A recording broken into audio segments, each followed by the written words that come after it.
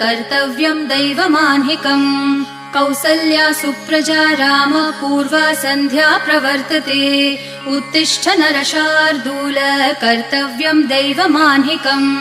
उत्तिष्ठोत्तिष्ठ गोविन्द उत्तिष्ठ गरुडध्वज